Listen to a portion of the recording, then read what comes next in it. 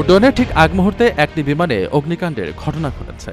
পরিস্থিতি আঁচ করতে পেরে পাইলট তাৎক্ষণিকভাবে উড্ডয়ন বাতিল করেন এবং জরুরি নির্গমন স্লাইড ব্যবহার করে ২৩২ জন আরোহীকে নিরাপদে নামিয়ে আনেন। তবে জরুরি স্লাইড দিয়ে তাড়াহুড়ো করে নামতে গিয়ে অন্তত ৬ জন যাত্রী আহত হয়েছেন। ভারতের রাজধানী দিল্লির ইন্দিরা গান্ধী আন্তর্জাতিক বিমানবন্দরে উড্ডয়নের আগে সুইস এয়ারলাইন্সের ফ্লাইটে এই ঘটনা ঘটে। বিমানবন্দর ও এয়ারলাইন সূত্রে জানা যায়, সুইস এয়ারলাইন্সের LX0147 নম্বরের ফ্লাইটটি ২২৮ জন যাত্রী ও ৪ জন শিশু নিয়ে সুইজারল্যান্ডের জুরিখের উদ্দেশ্যে রওনা হওয়ার প্রস্তুতি নিচ্ছিল। রাত আনুমানিক ১টা ৮ মিনিটে বিমানটি যখন রানওয়ে ধরে উড্ডয়নের জন্য গতি বাড়াচ্ছিল, ঠিক তখনই এর একটি ইঞ্জিন বিকল হয়ে যায় এবং তাতে আগুন ধরে যায়।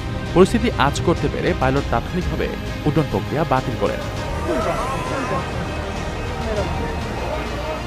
এরপর দ্রুততার সঙ্গে বিমানের জরুরি নির্গমন স্লাইড ব্যবহার করে যাত্রীদের রানওয়েতে নিরাপদে নামিয়ে আনা হয়। সুইস এয়ারলাইন্স জানিয়েছে, যাত্রীদের বর্তমান পরিস্থিতি সামাল দিতে টিকিট রিবুকিং ও হোটেলে থাকার ব্যবস্থা করা হয়েছে। অগ্নিকাণ্ডের প্রকৃত কারণ অনুসন্ধানে ইতিমধ্যে বিশেষজ্ঞ দল তদন্ত শুরু করেছে। প্রবাসীদের জন্য নির্মাণ হচ্ছে দেশের প্রথম স্মার্ট সিটি, যেখানে থাকছে স্কুল, মসজিদ, হাসপাতাল, সুইমিং পুল, হেলিপ্যাড, পাঠাগার, জিম, সুপারমার্কেট, শিশু পার্ক সহ সকল নাগরিক সুবিধা। মাত্র ৩০ লাখ টাকা বিনিয়োগে মিলছে আকর্ষণীয় ফ্ল্যাট। প্লাটিনাম ইনভেস্টরদের জন্য ঢাকা বিমানবন্দরে ভিআইপি প্রোটোকল সুবিধা। বিস্তারিত জানতে যোগাযোগ করুন স্ক্রিনে দেয়া হোয়াটসঅ্যাপ অথবা ইমো নাম্বারে।